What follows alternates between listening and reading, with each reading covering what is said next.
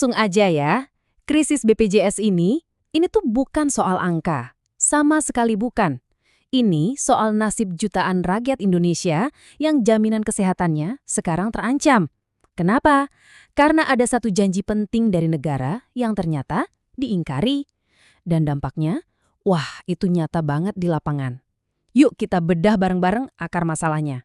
9 juta. Coba kita resapi dulu angka ini. Ini bukan cuma statistik di atas kertas loh. Ini 9 juta warga negara yang hidupnya kayak digantung dalam limbo.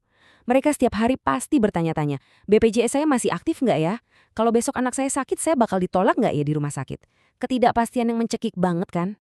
Nah, akar masalahnya itu ada di sini. Jadi sebenarnya sudah ada kesepakatan resmi antara pemerintah dan DPR. Dan kesepakatan ini punya kekuatan hukum loh, mengikat. Harusnya jadi jaminan, jadi pelindung hak kesehatan warga. Tapi seperti yang kita tahu, kenyataannya beda jauh. Oke, biar kita paham krisis ini, kita harus mundur sedikit ke titik awalnya, yaitu sebuah janji penting yang dibuat tanggal 9 Februari. Janji yang seharusnya jadi jaring pengaman sosial, malah jadi sumber masalah besar. Kesepakatannya itu sebenarnya simple dan jelas banget. Poin pertama, layanan kesehatan harus tetap jalan. Titik. Nggak ada alasan. Kedua, iuran buat warga miskin yang kita kenal sebagai PBI itu tetap jadi tanggungan pemerintah. Dan yang paling krusial nih, nggak boleh ada satu orang pun yang ditolak berobat selama data lagi diverifikasi. Ini komitmen yang seharusnya melindungi mereka yang paling rentan kan? Sekarang kita geser dari janji manis di atas kertas ke dampak pahit di lapangan.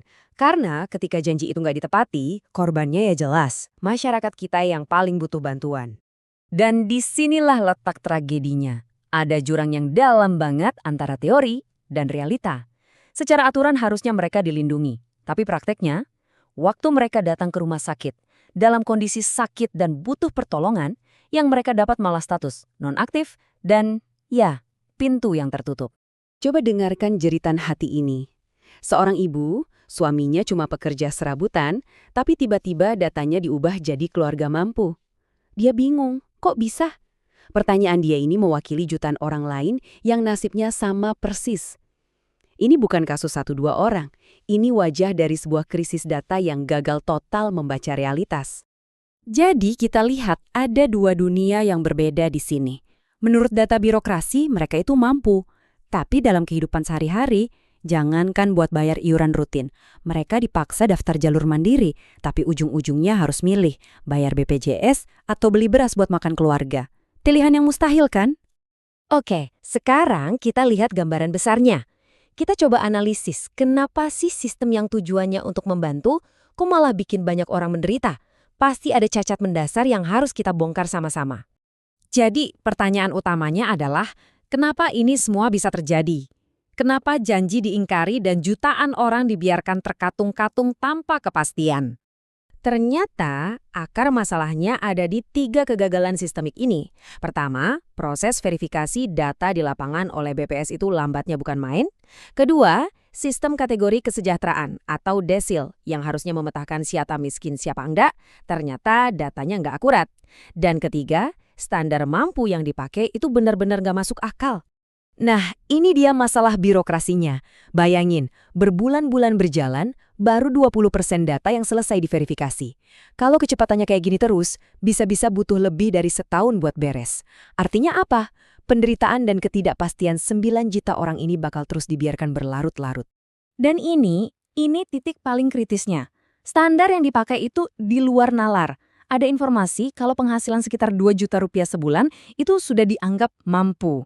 Coba kita pikir, di kota besar kayak Jakarta, uang segitu bisa buat hidup? Jauh di bawah UMR. Ini bukti nyata betapa sistem ini sama sekali nggak nyambung dengan realitas kehidupan masyarakat.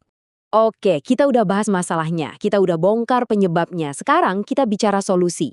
Bukan solusi tambal sulam ya, tapi sebuah proposal yang besar dan berani. Negara harus turun tangan secara penuh. 113 triliun rupiah per tahun. Angkanya mungkin kedengeran besar banget ya. Tapi coba kita lihat, ini bukan sebagai biaya, tapi sebagai investasi. Investasi untuk sebuah solusi tuntas. Solusi untuk menjamin iuran BPJS setiap warga yang nggak ditanggung perusahaan atau yang bukan aparatur negara.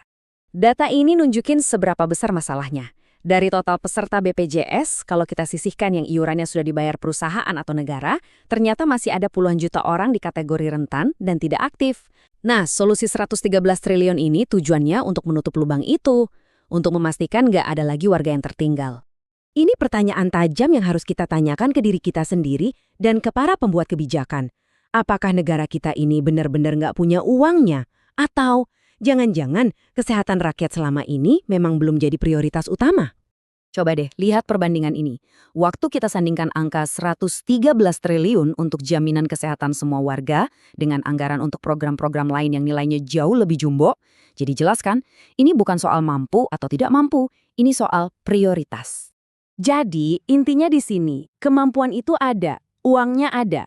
Ini bukan lagi soal bisa atau tidak bisa, tapi soal mau atau tidak mau. Anggaran untuk program lain yang mungkin urgensinya nggak setinggi urusan nyawa dan kesehatan, ternyata selalu ada. Pada akhirnya, semua kembali ke prinsip yang paling dasar. Kesehatan itu hak fundamental, bukan barang dagangan yang bisa ditawar-tawar. Saat nyawa dan kesejahteraan rakyat yang jadi taruhannya, negara itu nggak punya pilihan lain. Negara harus hadir secara penuh dan tanpa syarat.